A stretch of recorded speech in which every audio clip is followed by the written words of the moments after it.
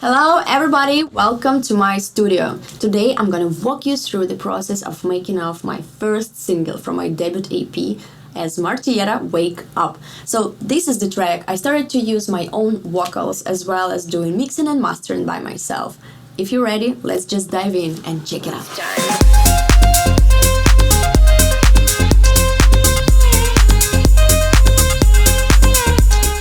This is the radio edit of Wake Up. Let's just go from the top to the bottom. So I always group and color code the individual tracks inside the project.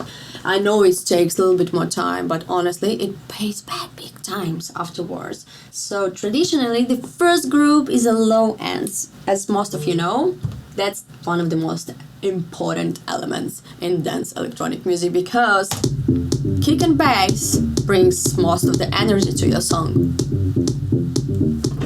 So kick, 9 of 10 times I would use Kick 2 plugin from Sonic Academia. I don't think it does need any introduction, and of course most of the time I use the default preset. So what I do is just tune it into the key of the song or similar key, like in this case. The key of the track is C, but kick turned to G because C and G are very similar. I find C a problematic key for the kick because it's either too low at C1, 33 Hz, or quite high instead when you put it octave up.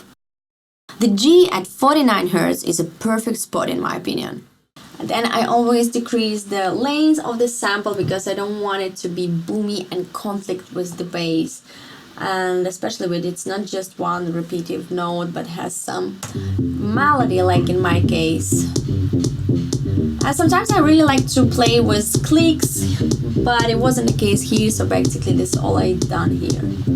I never use any processing on kick itself except parallel compression, and it's a glue compressor here and high pass filter at around 90 Hz. If you don't know what parallel compression is, it's basically just use of the compressor on the return track. So you just send the signal and then it returns on top of 100% of pre-existing signal, where drive-at would simply just split the signal. With kicks, we would normally ridiculously over-compress it. As you can see, I use 10:1 ratio and pretty low threshold, so basically I cut everything above minus 35 dB and then I just gain it up until I like the sound. So this is similar to OTT, over the top compression, and you can use that if you want. Then I'm just cutting off that over compressed low end and we are good to go. So I'm gonna play it so you can hear the difference. Here's without and with. So what it does for me, it's another fancy way of transient design for increasing transient and making your kick a little bit more significant in your mix. Now to the bass. This is Serum, one of Vandalism presets, and I think I only changed filter settings here.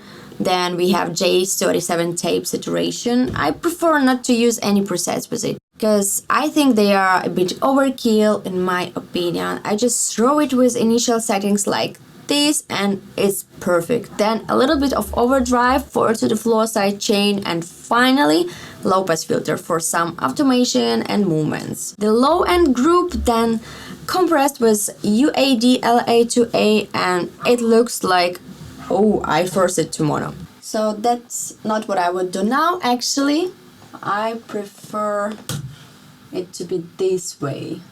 Yeah, with utility and bass mono, it doubled at around 240 Hz. Yeah, that would be a more correct way. So the next group is synthesizers.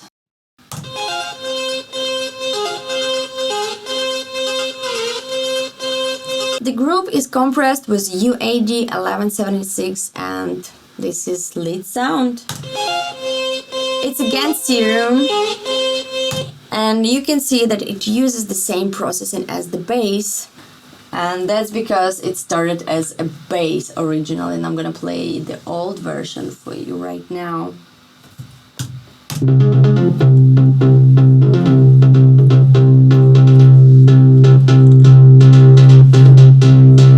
But then I just didn't feel the groove and completely redone the bass and started playing around with the sound until I get the lead synths and decided not to touch the chain. In terms of melody, in the first part of the song, it's basically just one note with slight fluctuations. Then this part, same. And it's the same sound but with different cutoff of the comb filter. Then in the second part, I made a different variation of the melody.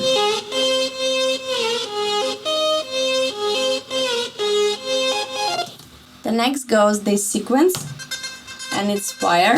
I added pan automation with auto pan, sidechain with kickstart, waves, one knob filter for automation and movements, and finally Dada Life's Endless Smile. That's my favorite plugin for washing out the sound, especially in build-ups. Then we have this pad sound. So this probably was Diva, that's why I bounced it, and Diva eats CPU like hell. There is not much I can show you here except Endless Smile, which I added afterwards. Then this vocal synth part. This is Exhale by Output, by far my favorite vocal synth out there. I just love it. And before I bought my Sound Toys bundle, I would change the format with this 3M Auto Pitch plugin by Malta Production. Okay, so drums are very standard. They come either from Ableton stock samples or splice.com. I will quickly run through them. AOA clap with transient shaper from Native Instruments. Double clap sample. 909 closing hat with Endless Smile for some depth movements and sidechain. 909 open hat from Ableton with the high pass filter. Then more hats, toms, and percussion.